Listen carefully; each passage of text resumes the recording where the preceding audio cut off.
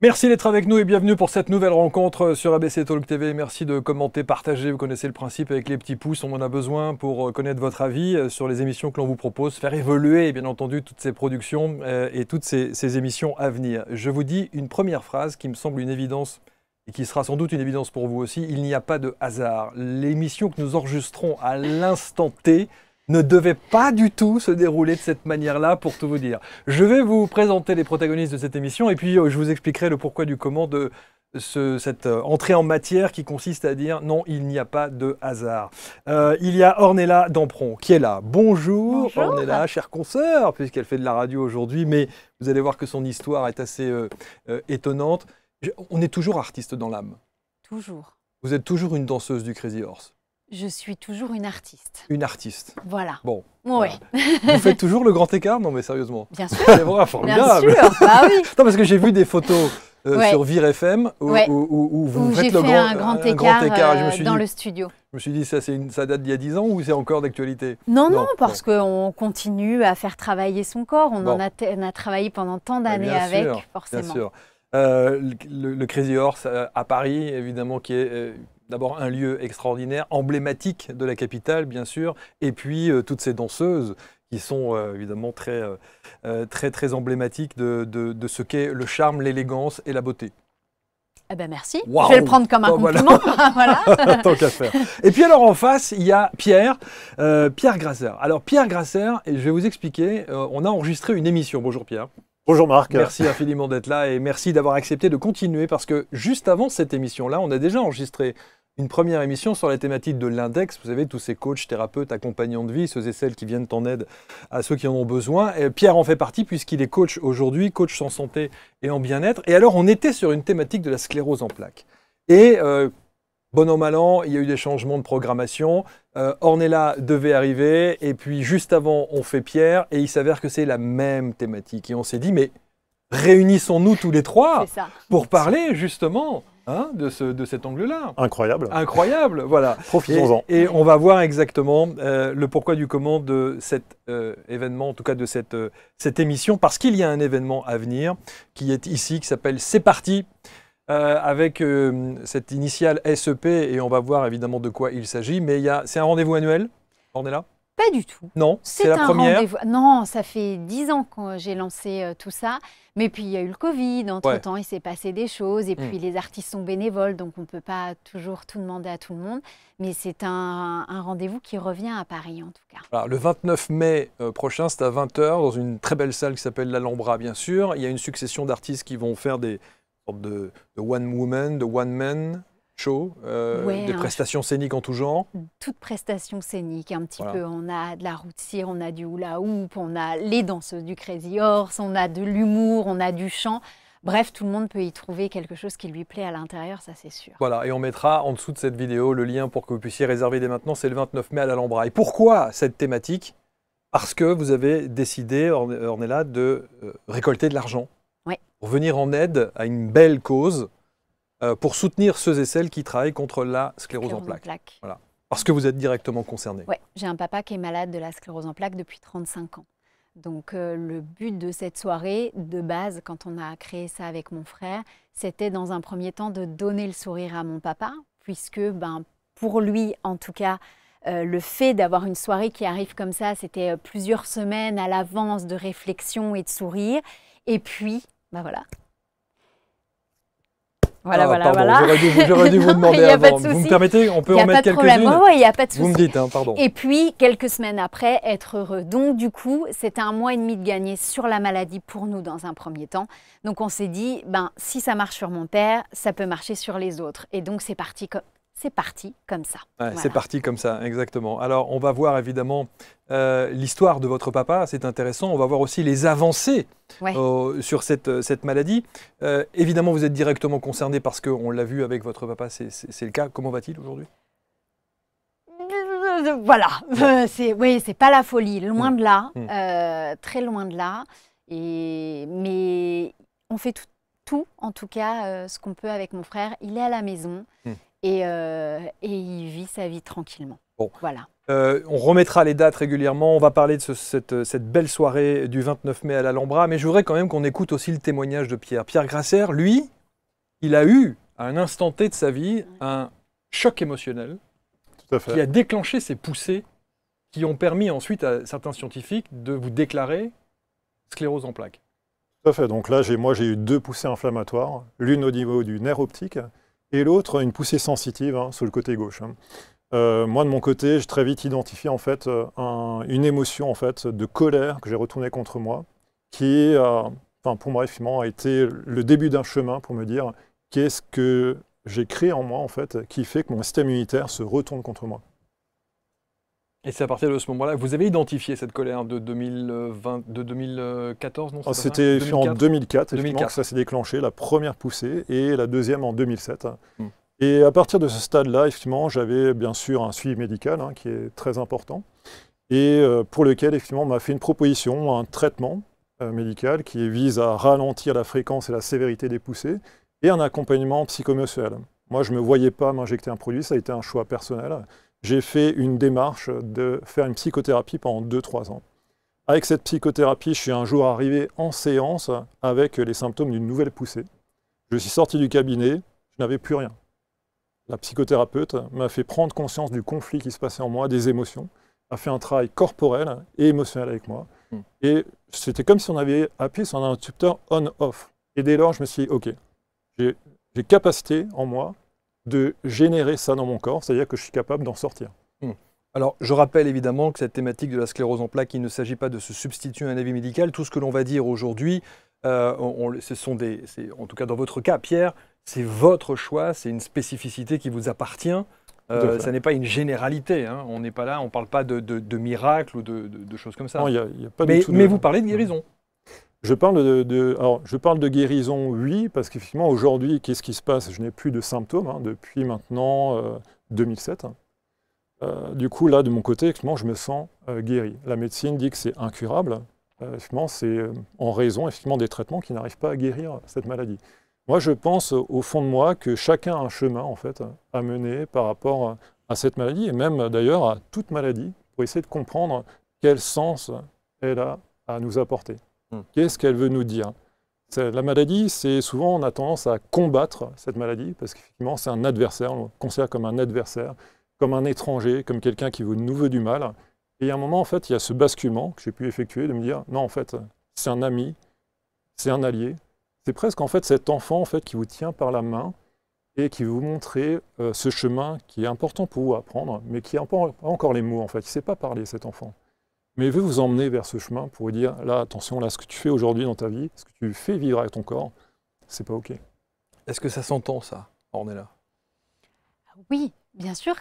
Voilà, chacun a ses expériences différentes et on en parlait en off tout à l'heure. Et c'est vrai que depuis plusieurs années maintenant, beaucoup de chercheurs et beaucoup de personnes atteintes de sclérose en plaques commencent à effectivement arrêter de penser à « il faut que je prenne des médicaments pour aller mieux », mais plutôt d'où vient la source, qu'est-ce qui a déclenché la sclérose en plaques en moi. Est-ce que vous l'avez identifié pour l'histoire de votre papa? Non, parce que papa, ça fait plus de 35 ans qu'il est malade maintenant, que la maladie pour mon père est beaucoup trop avancée et en plus, il a de pertes de mémoire. Donc, ça serait presque impossible pour lui aujourd'hui de faire un pas aussi gigantesque en arrière. Mais pour les personnes qui viennent d'être déclarées, je pense que ça pourrait être intéressant. En tout cas, je pense qu'il faut écarter aucune piste, bien au contraire. Le but du jeu, c'est d'aller mieux. Exactement. Alors, on va voir aussi comment est-ce que, est-ce que vous vous considérez aujourd'hui comme accompagnante de vie? Je suis aidante. Aidante? Oui, même si je ne suis pas auprès de mon père tous les jours, puisqu'il vit dans les Ardennes et moi, je vis à Paris. Mais je suis aidante parce que c'est un job à 100%. À 100%? Ouais. De quelle manière? Moi, avec mon frère, on se répartit les tâches. Moi, je fais toute la partie administrative, qui est un vrai travail. On gère une entreprise avec des salariés à la maison. Avec mon père, pendant 12 heures par jour, il a infirmier, auxiliaire de vie, kiné, orthophoniste. Enfin, C'est comme un hôpital de jour finalement, mais il est chez lui. Donc moi, je gère toute cette partie administrative et mon frère gère toutes les parties qu'il y a à la maison à faire en plus, quoi. Donc oui, c'est un job. Alors, en étant aidante, votre papa a cette maladie déclarée il y a 35 ans. Ouais. Vous étiez donc toute jeune. Oui. Quel souvenir vous gardez de cette période où on vous annonce la maladie? Très peu finalement, parce que je voyais juste mon père faire des allers-retours régulièrement, partir à Reims. Nous, on vient de Charleville-Mézières. Et il n'y avait pas de signes physiques. En tout cas, il y a eu 2-3 poussées où il a dû être hospitalisé. Mais on nous a dit, bon, on est enfant, on ne comprend pas trop. Papa, il est à l'hôpital, ça va aller, rien de grave. On ne cherche pas trop à savoir plus. C'est bien après, quand il a commencé à marcher avec une canne. Parce que les gens pensaient qu'il était bourré dans la rue. Il y a une perte d'équilibre avec la sclérose en plaques. Sa crainte à lui, c'est d'être en fauteuil roulant. Il a fait 2 AVC en prime qui l'ont mis en fauteuil roulant. Donc c'est à partir de ce moment-là que j'ai vraiment pris conscience de ce qui se passait, de ce qu'il avait et de l'ampleur que prenait la maladie dans sa vie à lui et qui allait prendre de l'ampleur dans la nôtre aussi. Et vous disiez effectivement que les choses ont quand même considérablement évolué Ouais. au niveau de la science, de la recherche, et vous l'avez constaté aussi? Tout à fait. Voilà. Ce qui m'intéresse beaucoup là, au niveau de la recherche aujourd'hui, c'est tout ce qui est fait pour les thérapeutiques, pour remyéliniser. C'est-à-dire que, pour m'exprimer clairement, nos nerfs en fait sont recouverts d'une gaine de myéline. C'est un peu comme, vous voyez, un câble électrique qui est recouvert de plastique pour assurer l'isolation. Et c'est ça qui permet d'ailleurs au message nerveux de traverser le corps, les nerfs, etc. Et dans la sclérose en plaques, ce qui est attaqué, effectivement, c'est cette gaine. Donc là, la science, là, ce qui m'intéresse, c'est qu'ils développent ces thérapies de remyélinisation et ils font des recherches là-dessus, ce qui me paraît très intéressant, parce qu'ils se sont rendus compte que les personnes qui sont capables de remyéliniser à des stades précoces, ça aurait un effet neuroprotecteur et du coup, en fait, le pronostic par rapport au handicap serait meilleur. Il faut savoir que Pierre est un professeur de physique-chimie à la Mais base. je vois. Hein, physique-chimie qui, évidemment, atteint par ce diagnostic, je ne dis plus de maladie, puisque visiblement, voilà, on l'oublie, a décidé, effectivement, à un moment donné, de prendre le taureau par les cornes et de dire non, moi, je n'accepte pas ce diagnostic et je vais. Parce que la première étape, c'était la perte de la vue chez vous. Tout à fait. La première étape, c'est la perte de la vue. Alors, je crois que c'est quelqu'un que vous avez eu sur cette chaîne, Jean-Luc Monsampès, qui dit quelque chose vraiment qui m'a beaucoup inspiré. Il m'a fait combien d'accepter la réalité d'un diagnostic, mais de refuser, de réfuter la négativité d'un pronostic. Et je pense que c'est important. C'est-à-dire que, effectivement, alors je ne veux surtout pas mettre tout le monde là-dedans, mais certains neurologues vont tout de suite afficher effectivement, le fauteuil roulant comme seule issue. Effectivement, c'est un pronostic. Tout le monde ne termine pas comme ça, effectivement. Donc je pense que c'est important de rester optimiste et de se dire, voilà, entre du coup ce pronostic-là, est-ce que moi, ce que je peux faire, il y a vraiment encore un monde, et autant effectivement se retrousser les manches et essayer d'aller chercher à l'intérieur de soi ce qui se passe. Et on verra de quelle manière. Votre papa, il a suivi tout le protocole médical? À peu près, mon père est quelqu'un de très rock'n'roll, donc il a suivi ce qu'il avait envie de suivre. Voilà, un peu, mais c'est pour ça qu'on l'aime aussi. Mais donc non, il a suivi, il allait régulièrement à l'hôpital quand il y avait des poussées de sclérose en plaques, pour faire des bonus. Enfin voilà, il y a eu, donc c'est des shots de cortisone sous 2-3 jours. Voilà, après, il n'y a pas tant de médicaments que ça, donc... Mais il a suivi. Mais il a suivi en tout cas le protocole. Comment est-ce que lui, il a appréhendé la chose? Comment est-ce qu'il a vécu le diagnostic? Ça, c'est une bonne question. Parce que c'est Vous n'en avez jamais parlé entre vous? Non, on n'a jamais parlé de ça. Lui, papa, c'est pas quelqu'un qui... j'en parle un peu au passé, parce qu'aujourd'hui, pour discuter, c'est très compliqué. Mais c'est pas quelqu'un qui vivait dans le passé, toujours dans l'avant. Donc c'est vrai qu'on n'a jamais... il a eu un problème, papa, au niveau des oreilles. En fait, ça a commencé comme ça. Avant, c'est le premier symptôme qu'il ait eu. Après, bien sûr, c'était des pertes d'équilibre.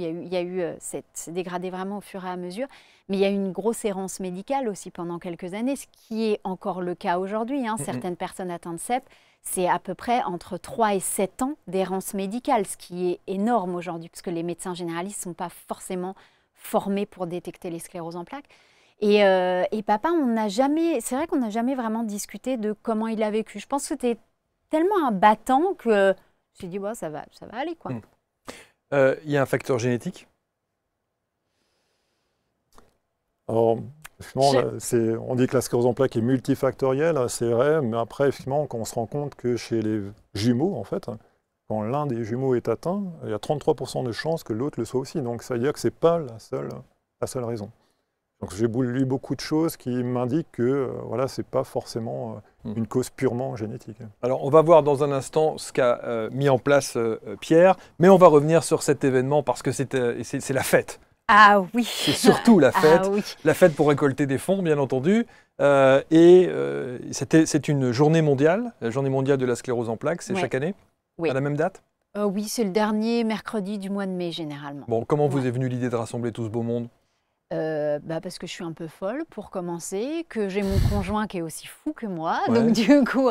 Et non, c'est de se dire, allons-y, quoi. Aujourd'hui, la sclérose en plaques est très peu médiatisée. Ouais. Le but du jeu, pour moi, c'est d'en faire parler un maximum. Et quand on voit les noms qu'on a réussi à avoir sur l'affiche... voilà, c'est de porter aussi un message, quoi, et de dire aux personnes qui sont atteintes de sclérose en plaques qui vont venir, d'une, vous n'êtes pas seuls. De deux, nous, en tant qu'artistes, on n'est pas médecins, mais on peut donner le sourire et ça fait gagner un petit peu de temps aussi, donc c'est cool. Qu'est-ce que vous n'avez pas eu que vous auriez aimé avoir sur l'accompagnement de votre père? Tout, parce qu'on est, en tant qu'aidant, en tout cas, en tant qu'enfant, on est complètement abandonné par la société en général. Il faut trouver des auxiliaires de vie. C'est quoi une auxiliaire de vie? Voilà, il faut des infirmiers, il faut s'occuper de ça. C'est un tout, en fait, que ça soit au milieu administratif. Moi, quand on me parle MDPH, j'ai des éruptions, quoi. Qui veut dire? MDPH, c'est la maison départementale des personnes en situation de handicap. Et quand on fait un dossier pour qu'une personne soit déclarée handicapée, c'est 6 mois pour faire un dossier, long, à renouveler tous les 2 ans. Enfin, on part dans des tunnels de papier et dans des tunnels de réunion avec 1 milliard de personnes. Et en fait, on se retrouve, c'est double peine. C'est peine parce que déjà, on passe de enfant à aidant. Déjà ça, on est déjà pas mal. Et le fait en plus de se dire après, on doit gérer toute une société autour de notre père, où personne ne nous aide, et où on doit se débrouiller tout seul. Et quand on vient vous dire, mais ça, vous ne l'avez pas fait? Quoi? Vous n'avez pas pris une assurance pour vos auxiliaires de vie que vous avez pris en CDI, en CESU? Enfin voilà.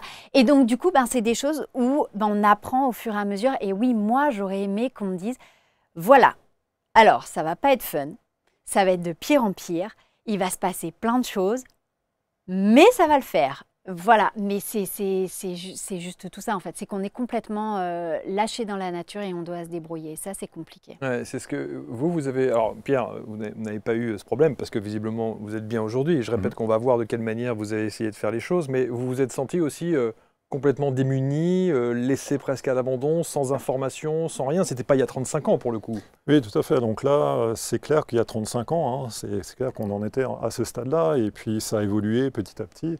Moi, je sais que dans mon cas, j'ai été informé par l'association LORCEP, puisque j'étais en Lorraine à ce moment-là, de ce qui se passait. Aujourd'hui, qu'est-ce qu'on se rend compte? Il y a de plus en plus ce qu'on appelle des patients experts, c'est-à-dire des gens qui sont formés, en fait, qui sont passés par la sclérose en plaques, qui ont la sclérose en plaques, et qui sont d'accord pour être formés pour justement aider d'autres personnes qui commencent dans ce parcours-là, pour leur donner les informations administratives et conseils de suivi pour justement ne pas être perdus. Quand les personnes peuvent le faire, quand elles sont malades et qu'elles peuvent le faire. Bien sûr. Ouais. Bien sûr. Moi, papa, si nous, on n'était Si vous n'étiez pas là, ça serait terrible. Oui, bien sûr, ouais. Bien sûr. Donc cet événement à l'Alhambra, le 29 mai, avec un joli plateau, comment vous avez réuni tout ce beau monde? Avec l'aide d'une personne avec qui je vis qui est extraordinaire. Qui est un attaché de presse extraordinaire. Incroyable, voilà.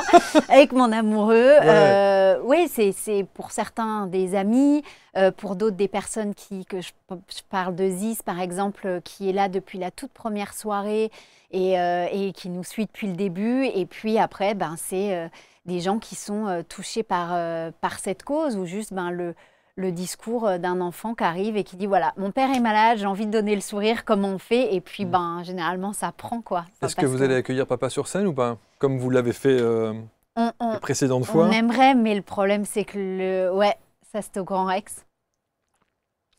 Mais aujourd'hui, bon, c'est un peu plus compliqué. Ouais, c'est un peu plus compliqué. Bon. Mais il sera là. Il vient en ambulance, mais il sera là. Voilà. Et il tient à être là.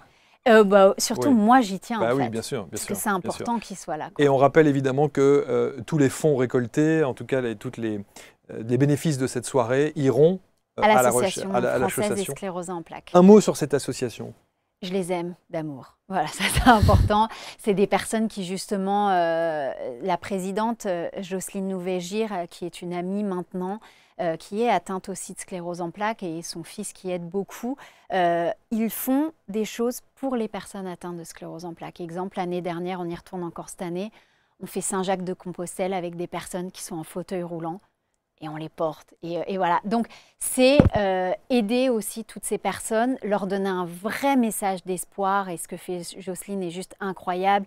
L'année dernière, quand on a fait Saint-Jacques, il y avait une femme à la fin qui était en fauteuil et qui nous a dit « Mais vous vous rendez compte que j'aurais jamais cru de ma vie pouvoir faire ça. Et grâce à vous, je l'ai fait. » Super. Voilà. Ouais, c'est donner un vrai message d'amour. Déjà, Saint-Jacques-de-Compostelle, à la base, c'est pas simple.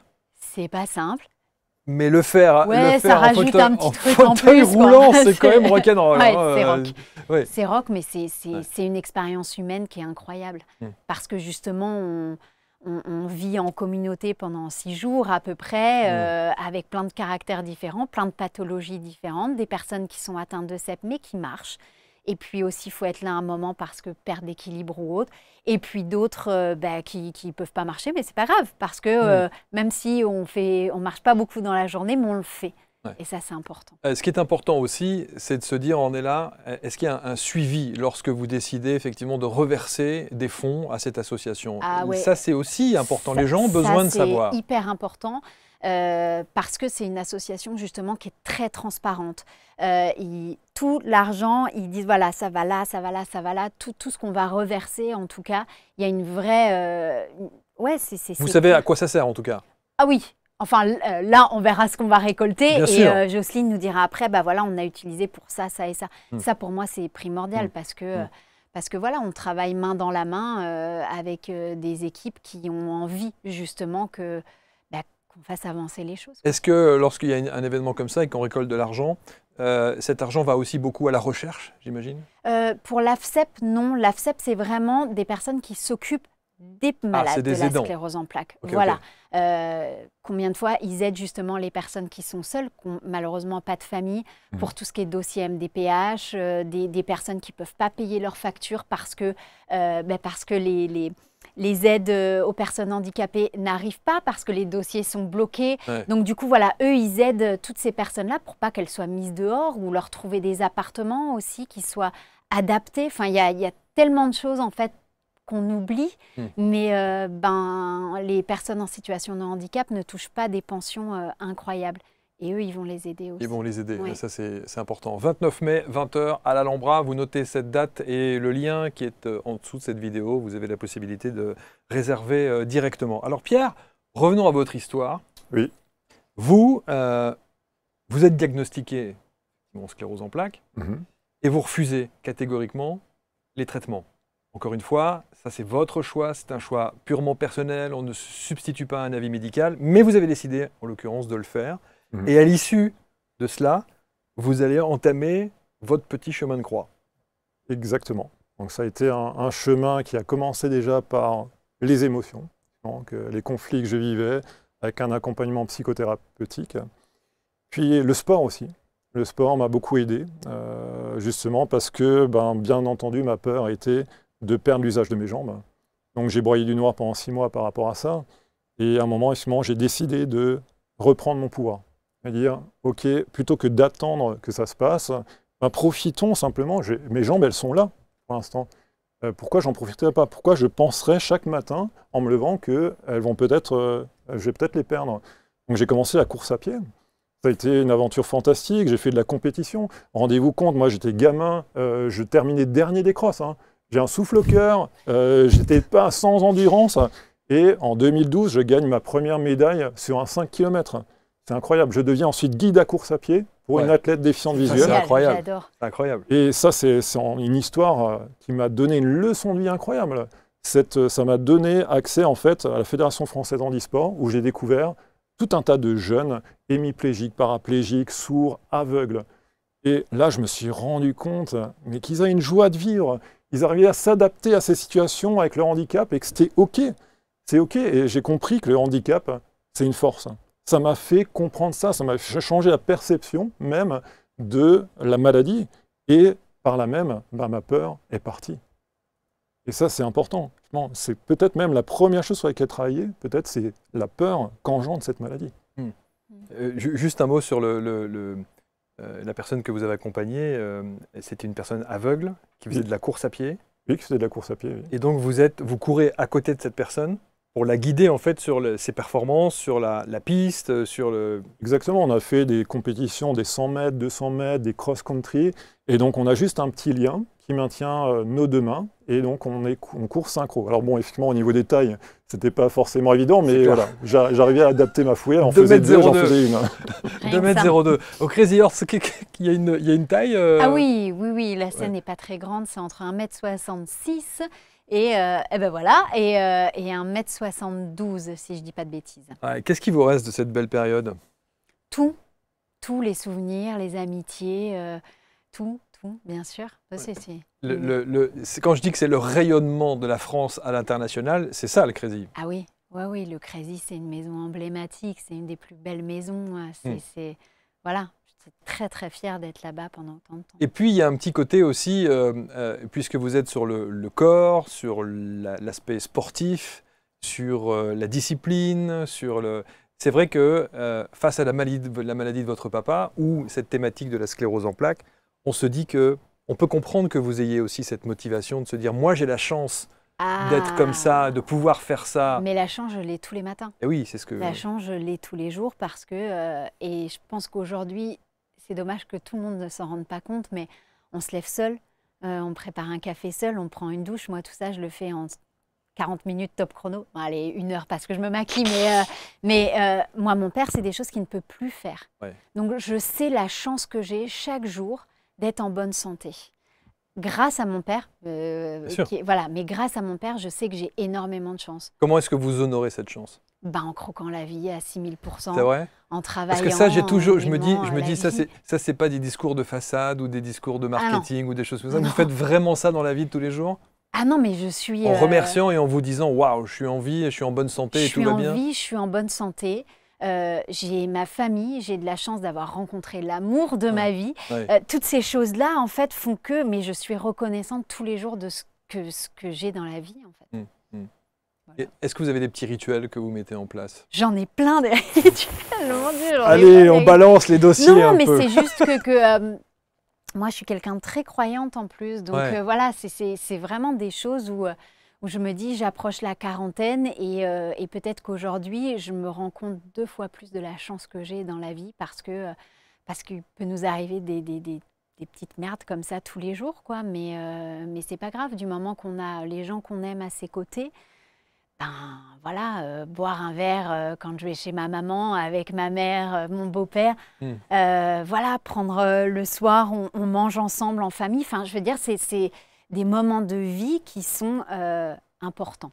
Vous parliez de votre foi. Oui. Elle n'a pas été ébranlée par... Non, parce que je pense qu'on a tous des épreuves.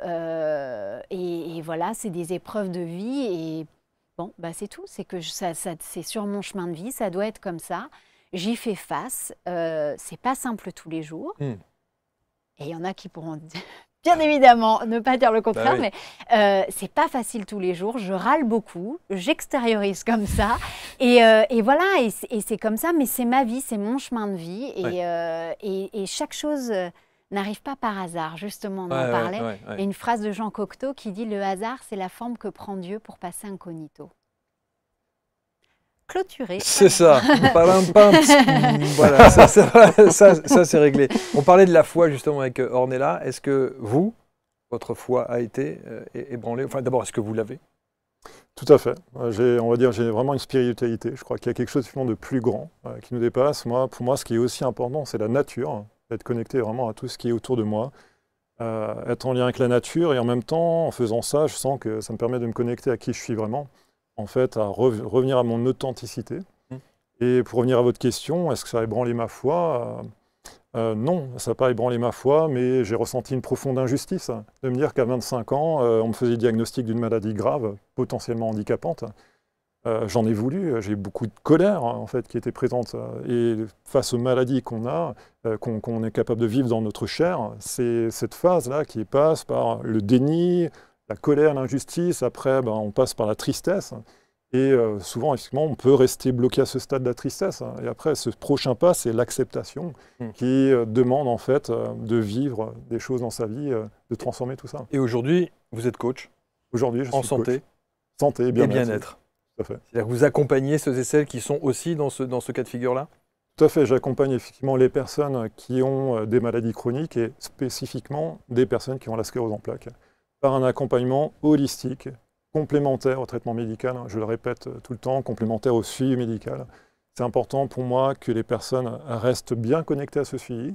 C'est tout aussi important que ce qu'on va voir du coup autour, qui regroupe l'activité physique adaptée, l'alimentation, le psycho-émotionnel, le massage bien-être, la pratique énergétique et même ce qui se passe dans la généalogie, la psychogénéalogie comme on dit. Vous croyez ça, Ornella? Ah oui. La psychogénéalogie? Oui, bien sûr. Le transgénérationnel? Oui, je pense qu'il y a des choses qui restent et il y a des choses qui sont transmises de génération en génération. Et parfois, c'est bien de casser un peu le truc. Oui, couper le maillon. Le maillon faible, comme on dit. Je remonte 2-3 photos comme ça, parce que c'est pour le plaisir des yeux, évidemment. Pour ceux qui n'ont jamais mis les pieds, comme moi, au Crazy Horse, je pense que, voilà. Je croyais que la spécificité au Crazy Horse, c'est qu'en fait, vous êtes habillé de lumière. Oui, c'est ça. C'est ça, hein? Oui, c'est ça. C'est ce qui se dit dans la... C'est ce qui se dit et c'est ce qui se fait. C'est ce qui se fait, ouais. Mais tout est fait de manière très intelligente, bien évidemment, pour que tout soit suggéré sans jamais être vu. Je rappelle cette date importante, si vous voulez noter évidemment. Hop là, non, c'est pas celle-là. C'est celle-là, ça n'a rien à voir, c'est juste mes éléments de dossier qui ne sont pas rangés. 29 mai, 20h à l'Alhambra, le lien est juste en dessous. Et je rappelle que tous les bénéfices de cette soirée iront à la CEP. À l'AFCEP. À l'AFCEP. Association française des sclérosés en plaques. Et vous le dites mieux que moi. Donc merci pour cette belle initiative. Journée mondiale. Qu'est-ce qui s'est fait depuis ces dernières années? Qu'est-ce que cette journée mondiale apporte? Qu'est-ce qu'il y a eu comme évolution? J'ai pas l'impression qu'il y en ait plus que ça. C'est bien beau d'avoir une journée mondiale. Alors l'AFCEP fait une semaine en bleu. Ils appellent ça la semaine en bleu, où justement il y a pas mal de choses qui se font, mais dans la France, parce que là la soirée est à Paris. Et c'est génial parce que je vis à Paris, donc je n'irai pas faire une soirée en fin fond de France dans un premier temps. Mais il y a des malades partout. Donc eux, ils vont un petit peu interagir partout en France pendant cette semaine bleue. Après, théoriquement, c'est une journée mondiale où le but du jeu est de parler un peu plus que d'habitude de la sclérose en plaques. De mettre un coup de projecteur sur cette thématique-là et cette maladie-là. Donc là, journée choisie pour en faire parler un maximum. En tout cas, c'est le but. C'est le but. C'est présenté par les jumeaux, oui. Steven et Christopher. Ouais. Allez voir sur Internet, vous les voyez partout. De toute façon, il y aura Anne Roumanoff et puis il y a d'autres personnalités qui vont se succéder sur cette scène le 29 mai prochain à 20h. Sur cette thématique de la sclérose en plaques en France, on a bien vu qu'on n'a pas l'impression qu'il y a un gros coup de projecteur. On essaie humblement à notre manière de le faire. Mais est-ce que dans d'autres pays, il y a des avancées sur ça ou pas? Vous savez ou pas? Bonne question, ouais, c'est vrai que... Aux États-Unis, un peu, ça avance. Ils ont d'autres traitements, en tout cas, mais c'est toujours en cours. Il n'y a pas de médicament miracle, en tout cas, pour le moment. Aux États-Unis, effectivement, j'ai connaissance du docteur Terry Walls, elle-même atteinte de sclérose en plaques, qui était en fauteuil roulant et qui a mis en place, en fait, qui a pris tous les traitements au départ et qui s'est retrouvé en fauteuil. Et 9 mois après, en mettant en place de l'alimentation, de la méditation, de l'exercice physique adapté, elle était en rémission totale. C'est-à-dire que là, elle est remise totalement. Et elle développe, là, aujourd'hui, de plus en plus des recherches, notamment sur les mitochondries, ces cellules, ces centrales énergétiques des cellules qui permettent de réparer, nettoyer. Et l'alimentation, notamment, est une façon de prendre soin de ces mitochondries pour permettre à notre corps de se réparer, de se nettoyer. Qu'est-ce que vous avez arrêté dans l'alimentation? Dans l'alimentation, vous avez changé? Là, effectivement, on va dire, j'ai réduit, puisque effectivement, moi, je ne suis pas du coup quelqu'un d'extrémiste, dans le sens où je m'autorise des petits plaisirs. Okay. Mais effectivement, bien entendu, j'ai réduit le sucre, j'ai réduit le sel. Je suis allé sur des poissons, des petits poissons gras, avec les oméga 3 qui sont anti-inflammatoires, par exemple. Les légumes, les fruits, bien entendu, ce genre de choses. Mais après, bon, bah, c'est clair que j'avais une alimentation qui était plutôt tournée quand j'avais 25 ans sur pizza, frites, burger. Donc c'est sûr que... on est au taquet là, on est bien. C'est sûr que j'ai pu bien changer. D'ailleurs, grâce au sport, grâce à l'alimentation, moi j'étais à 120 kg. Pour 2,2 m, bon, ça ne se voyait pas forcément trop. Pas mal. Mais en l'espace de 2 ans, avec l'alimentation et le sport, j'ai perdu 25 kg. Waouh. Ah, et puis, ben, bien entendu, mon corps en a retiré quelques bénéfices. Oui, non, c'est sûr, c'est sûr. Vous avez essayé de faire quelque chose comme ça avec votre père ou pas, non? Quand on a commencé à parler justement alimentation, qu'il fallait peut-être faire attention à tout ce qu'est alimentation et tout, papa pouvait déjà plus manger. Donc de toute façon, comme ça, c'était un peu... On a l'impression que l'évolution a été très rapide quand même, non? Bah après, il suffit de 2-3 poussées et puis ça abîme vite. C'est une première poussée et on dit « Ah, tiens, faudrait penser à mettre une sonde gastrique. » Et puis, deuxième poussée, « Ah, ben on va mettre une sonde urinaire. » Puis finalement, la sonde, on ne va pas la retirer. Voilà, c'est des petites choses comme ça qui arrivent petit à petit, quoi. Bon. Sur l'alimentation, donc, vous avez... Alors, non, et puis là, papa, aujourd'hui, le seul plaisir qu'il a, c'est de temps en temps de manger un gâteau. Et je peux vous assurer que je ne le prive pas de ça, parce que c'est le dernier truc qu'il peut faire. Et donc, quand il me dit qu'il a envie d'un gâteau, eh ben, je vais lui chercher et ça me fait plaisir de le voir manger. Et qu'est-ce qu'il aime comme gâteau? Alors, c'est des gâteaux très mous, parce qu'il ne peut plus rien avaler, sinon fausse route. Donc, voilà, tout ce qui est des flancs, des trucs comme ça, voilà. Et puis, à Noël, un peu de foie gras. Alors ça passe aussi. Voilà, les petits plaisirs. Alors, notez cette date, encore une fois. Notez le lien, 29 mai, 20 h à l'Alhambra. Combien vous attendez de personnes? Quelle est la capacité de la salle? 600 places. 600 places, ouais. Pour un joli spectacle. Et alors, ce qui est assez étonnant dans ce spectacle, c'est que c'est très éclectique. Et c'est ça que j'adore. Il y a plein de choses. Ouais, c'est ça que j'aime en fait. C'est que on peut passer d'un chanteur à un humoriste, à Romina Micheletti qui a un numéro de hula hoop. Il y a 2 mois, elle était à Miami, elle était aux États-Unis, elle tourne partout dans le monde avec son numéro. Elle vient, elle fait un numéro de hula hoop. Après, on passe aux danseuses du Crazy Horse. Il y a Ziz de Marseille qui arrive sur scène. Et puis d'un coup, il y a Guillaume Gincard qui arrive avec sa roue cire. Enfin voilà. Et c'est ça qui est génial, c'est que c'est pas linéaire. Au contraire, quoi. Le but du jeu, c'est que ça soit très festif et que ça rigole et que les gens en sortent avec un large sourire.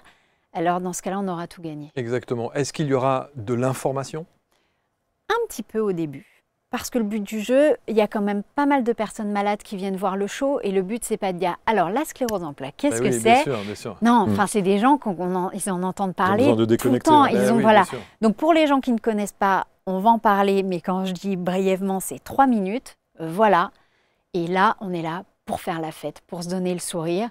Et la maladie, on la met de côté pour aujourd'hui. Et je crois que ça, c'est le meilleur médicament qu'on peut avoir. Est-ce que, parce que ce qui aurait été bien, c'est que là, c'est pour un one-shot du 29 mai. Ouais. Après, si d'autres personnes veulent faire des dons, veulent aider la recherche ou des choses comme ça, il y a un numéro spécifique ou directement à l'association? Directement à l'association, à l'AFCEP. Ils ont un site internet. Tout est très, très bien renseigné. On peut faire des dons. Est-ce que lorsqu'on parle des événements comme le Téléthon, par exemple, est-ce qu'il y a une partie de l'argent qui va aussi pour ces recherches? Non, pas du tout. Sur cette thématique-là, il n'y a rien. Non. C'est pour ça que... je ne dis pas on est les seuls parce qu'il y a plein de petites associations françaises qui font pas mal de choses en Bretagne. Enfin, ils font des trades. Il y a plein de petites choses pour la sclérose en plaques. Et heureusement, en fait, qu'il y a tous ces gens-là qui participent à faire donner une notoriété à la sclérose en plaques, qui en a bien besoin d'ailleurs, à savoir que c'est quand même la 2e cause de handicap chez les jeunes aujourd'hui, après les accidents de la route. Enfin, et c'est ça qui me rend un peu dingue, c'est qu'on n'en parle pas assez, alors que ça devrait être 2 fois plus médiatisé que ça, quoi. Après, quand vous voyez le nombre de maladies génétiques, évidemment, non, mais je sais. il y en a une quantité. Mais regardez-vous, on en parle aujourd'hui. Oui, Donc, c'est vrai, je vais vous donner une médaille à la fin. Merci clin à d'œil. vous, en tout cas, Un c'est petit super clin d'œil. gentil. Je regardais les chiffres, effectivement, il y a 120 000 personnes en France Ouais, atteintes de sclérose en plaques, donc 700 enfants. ouais, c'est énorme. C'est incroyable. Mm. Parce qu'on pourrait s'imaginer que c'est une maladie, pardon, mais pour les adultes plus. Ouais, mais Or non. Non. On peut avoir une sclérose en plaques très très jeune. Tout à fait. Bon, là, ils font les enfants. Effectivement, j'ai pas eu l'occasion encore d'en 700 rencontrer, mais c'est clair que j'avais entendu ça. 700, ouais, c'est déjà énorme. Et 3000 nouveaux cas chaque année. ouais, plus de femmes que d'hommes. Et plus de d'ailleurs. femmes que d'hommes. Ouais. Et on ne sait pas pourquoi. Et on ne sait pas pourquoi. Enfin, on est peut-être sur la voie de trouver quelque chose, on ne sait pas, mais... Après, bon, bien sûr, il y a des pistes. Hein. C'est sûr, ça reste un chemin. Je ne pense pas qu'il y ait de certitude et de vérité Non. absolue. Hmm. La vérité est un purée de points de vue, tout comme l'accompagnement de la personne dans la sclérose en plaques. Elle doit se munir de manière globale, holistique, et surtout centrée sur la personne, parce que chaque histoire de sclérose en plaques est différente d'une personne à l'autre. On retrouve un petit peu des choses qui se rejoignent, on va dire, mais globalement, chaque personne a sa propre histoire. Et on dit par exemple, que c'est la première cause de handicap sévère non traumatique. Ouais. Ça veut dire que c'est presque une maladie comme ça au début, au démarrage, non visible. Pour beaucoup, il y a énormément de personnes qui ont la sclérose en plaques et qui d'ailleurs ont beaucoup de problèmes avec ça parce que dans un premier temps, c'est une maladie invisible. Eh oui. C'est-à-dire que la personne, enfin vous me dites si je me trompe, mais s'il y a une poussée, elle va être alitée pendant plusieurs jours. Et puis après, tout redevient Normal. plus ou moins normal s'il n'y a pas de séquelles. Et donc du coup, même pour les personnes déclarées à l'employeur, c'est compliqué parce que l'employeur peut dire tu fais quoi? Il y a une semaine, tu n'es pas là, tu ne peux pas travailler. Là, aujourd'hui, tout va très bien. Eh oui. C'est très compliqué pour beaucoup, en tout cas, de déclarer cette maladie. Et effectivement, aujourd'hui, c'est une maladie invisible pour beaucoup au début. Quand les premiers symptômes sont arrivés, Pierre, vous étiez prof? Oui, j'étais en transition professionnelle, Okay. du coup, à ce moment-là. Et puis, j'avais terminé un travail, puisque j'ai commencé en tant que chef de service dans un laboratoire de micropolluants organiques. Wow. Une activité qui n'a pas duré, puisque j'ai été remercié à la fin. D'accord. Reconversion professionnelle, et puis j'ai entamé du coup la préparation au CAPES pour devenir enseignant. Donc ça s'est passé vraiment à ce moment-là. Et le choc émotionnel de Pierre a commencé sur une histoire d'organisation de mariage Tout à et fait, d'une oui, dispute avec votre belle-mère. Exactement. Il y avait un conflit Wow. entre mes deux familles à ce moment-là. Et puis, ce qui s'est passé, c'est que je me suis senti dans l'obligation d'intervenir par rapport à cette organisation-là, vis-à-vis de ma belle-mère. Et en fait, bon, visiblement, je n'ai pas été très diplomatique, ce qui fait qu'elle s'est mise à pleurer. Et là, pour moi, ça a été comme si ça venait d'atteindre ma vulnérabilité. Ouais. J'ai dit, non, ça, c'est pas possible, quoi. Je ne peux pas faire pleurer ma belle-mère. Et j'ai ressenti une colère, mais énorme, en fait, contre moi, tellement intense par cette culpabilité. Et j'ai juste pensé, surtout, je ne veux pas voir ça. Quoi. Et 3 jours après, effectivement, j'ai perdu la moitié droite de ma vue. Donc, Incroyable. moi, j'avais juste aucun doute sur le fait le lien du cause à effet, quoi, par rapport à ça. Ça, c'était la première cause. Première poussée. Ouais. Première poussée, ouais. Et à partir de ce moment-là, vous faites des recherches et c'est là où on vous diagnostique? Bah là, à partir de ce moment-là, effectivement, pour moi, j'essaie de m'en sortir, hein, parce que là, je traverse toute cette phase émotionnelle, de cette courbe émotionnelle d'injustice, de colère, de tristesse. C'est très difficile pour moi. Je passe ensuite par cette deuxième poussée en 2007. Hein, et là, à partir de ce moment-là, je commence à relever un peu la tête. Hein, et je commence à mettre des choses en place, comme la course à pied, comme la recherche de qu'est-ce qui se passe en moi. Puisque la deuxième fois, ça s'est passé toujours dans le même contexte, un petit peu, colère, plus du coup cette pensée contre moi. Quoi. Mais bien entendu, on ne peut pas généraliser. C'est Oui, mon bien sûr. histoire, C'est votre c'est mon histoire. histoire. D'autres Bien personnes ont des histoires avec cette colère. D'autres personnes, c'est de la peur. Hein. Il y a vraiment une peur. En fait, ce qui pourrait résumer un petit peu chez les personnes, ce qu'on retrouve, c'est une forte insécurité, en fait, qui fait résonance avec cette insécurité vécue dans l'enfance. Et il y a souvent cette peur, l'émotion qui est vraiment bien prégnante au moment des poussées, où les personnes vivent des poussées. Et si vous deviez, on est là, on n'a peut-être pas la notoriété nécessaire sur la chaîne pour, on va dire, impacter les autorités, comme on dit, les instances. Qu'est-ce que vous aimeriez dire peut-être sur, je sais pas, des instituts, de la recherche, sur les politiques, sur les gens qui sont censés travailler sur ces thématiques-là. Je pense Est-ce que que les ça va gens jamais assez vite, travaillent j'imagine, dessus, bien évidemment, mais Évidemment. quand on a quelqu'un à la maison qui va pas bien, forcément, on a envie de crier, de dire mais allez, il faut y aller, quoi. Faut vraiment y aller. Après, je pense que dans cette maladie, le malade est important, mais il ne faut surtout pas oublier toutes les personnes autour parce que elles souffrent tout autant. En fait, et ça, on commence à en parler de plus en plus des aidants, et enfin pas que des aidants, mais de toute la famille. Et c'est vrai que voilà, il faudrait peut-être prendre un peu ça plus en charge. Je pense qu'aujourd'hui, tout ça, ça serait important, mais bien évidemment, si on arrive à trouver un truc miracle et que la myéline revienne comme ça et que tout aille bien et que ça soit, mais Bien ça sûr. serait formidable, bien évidemment. Ouais. Si cette belle soirée est une réussite, et ce sera une réussite le 29 mai, et ce sera plein évidemment, et vous aurez plein d'argent à reverser à l'association, quelle est la suite? Est-ce que ça vous donne envie de faire autre chose derrière, dans votre investissement personnel? Continuer, Ouais. déjà de continuer de m'investir avec mon père pour Bien qu'il sûr. vive au mieux, parce que s'occuper des autres c'est bien, s'occuper de son père c'est encore mieux. Bien sûr. Déjà ça dans un premier temps, et si ça fait un carton plein, on recommence. Voilà, on ne s'arrête pas, on recommencera. Et moi, comme vous l'avez dit tout à l'heure, je reste une artiste, et moi, pour moi, le but du jeu, c'est ça. C'est des choses que je sais faire, être sur scène et monter ce genre de spectacle. La recherche, je la laisse aux gens qui ont le métier pour. Bien sûr. Mais en tout cas, c'est bien. Je trouve que c'est tout à fait honorable. C'est une belle cause. Alors, on va se dire, oui, mais vous êtes en première ligne, si je puis dire. Donc, on peut le comprendre. Maintenant, tout le monde n'est pas obligé de le faire. Vous le faites. Et ça, je trouve que c'est assez remarquable et ça mérite un coup de projecteur comme ça, voilà, pour dire, bah voilà, il y a des choses qui se font et c'est mérité avec toutes les personnalités qui seront sur scène. Sans donner de nom, il y a des gens qui vous ont refusé? Eh ben non. Non? Non. Non. Non, personne n'a refusé. Non. Vous voyez, d'une, Mathieu Clé est un attaché presse incroyable, mais de deux, je pense que je lâche pas l'affaire. Je ne suis pas du style à lâcher l'affaire facilement. Ex-capitaine des danseuses du Crazy. Vous êtes déjà allé au Crazy ou pas, Pierre? Pas du tout. C'est vrai, moi non plus. Mais voilà, en tout cas, je trouve... Non, mais là, c'est l'occasion. Les danseuses seront là. Ouais. Et je remets le costume, je retourne sur scène ce soir-là. Ah oui. Ouais. Super. Voilà. Et ce sont les danseuses actuelles du Crazy? Les danseuses Ou des actuelles. anciennes, Ah non, c'est que des danseuses qui sont sur scène actuellement. Waouh. Et qui se détachent du spectacle pour venir m'aider. Est-ce que vous étiez une capitaine bienveillante? Ou rude?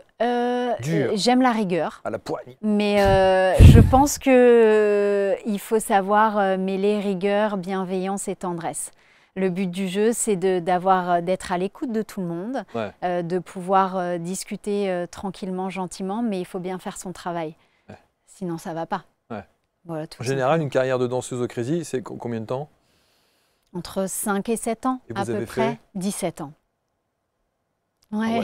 Mais quand vous étiez capitaine, vous dansiez plus? Ah si. Ah si, vous dansiez toujours. Ah, oui. Ouais, je dansais. Et après, vous avez été chorégraphe et tout? Non, juste, je crois que j'ai été capitaine un peu plus de 10 ans. Donc, on est capitaine danseuse et puis on danse tous les soirs. Et, double job. Donc, 17 ans? Et vous dites que la moyenne, c'est jusqu'à 7 ans, donc vous avez explosé le score. Oui, je fais partie des personnes qui ont tenu les murs du Crazy quelques années, mais ouais, peut-être qu'on se rappellera de moi comme ça, mais je ne sais pas, mais voilà. C'est magnifique, c'est magnifique. J'ai une expérience de vie incroyable. Ah ouais, j'imagine. Ouais. Et puis des rencontres extraordinaires. J'avais montré quelques Photos. Tiens, il y a Kevin Costner qui est pas loin. Ouais. Je crois qu'il y avait aussi... J'avais vu Céline Dion aussi. Enfin, il y a plein de personnalités. On a dansé avec Beyoncé, Kylie Minogue. Enfin oui, c'est des belles choses. Ouais. Bon. Très belles choses. Qu'est-ce qu'on dit à cette petite fille? Oh là là, cette petite fille, on lui souhaite que la soirée soit remplie le 29 mai. Voilà. Ouais. On lui dit que la vie est belle, qu'il faut continuer à profiter de chaque instant de vie avec les personnes qui sont là et qu'on aime et que tout va bien aujourd'hui. Vous allez faire le déplacement de Paris, il faut y aller la soirée. Bah, en tout cas, ouais, je trouve ça fantastique en fait d'organiser un tel événement. Ouais. C'est incroyable avec tous ces artistes parce que ces gens, effectivement, ils ont tellement besoin de reconnecter le plaisir, de reconnecter à travers ce qu'ils voient cette liberté quoi, d'être. Franchement, c'est juste génial et en plus de pouvoir ensuite reverser tout ça à des associations comme l'AFCEP, c'est fantastique avec tout ce qu'ils font pour ces malades. Franchement, je suis ravi d'être là. Vous étiez avec la cellule de Lorraine, c'est ça? Moi, j'étais avec la LORCEP, oui, tout à fait. Ouais, c'est ça. Et c'est eux qui m'ont offert cette possibilité de faire une psychothérapie, 10 séances gratuites quand même. Ils lui ont offert les séances de psychothérapie. 10 séances gratuites, oui. Et puis j'y suis resté finalement pendant 2-3 ans. Comme quoi, il y a Voilà. des belles initiatives avec l'AFCEP, Ouais. oui, c'est ça, c'est ça. Et tous les artistes sont bénévoles. Et Ça tous les aussi, c'est artistes sont important de bénévoles, le bien souligner évidemment. parce que on a quand même des grosses pointures, hein, tous Mm. dans leur niveau. Et voilà, le fait de venir participer bénévolement amène quelque chose de plus. Voilà, je trouve, ça se voit sur scène en plus.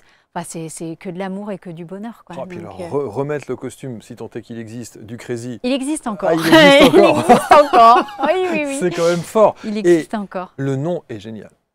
Bah ouais, c'est C'est parti. parti. C'est mon frère qui l'a trouvé.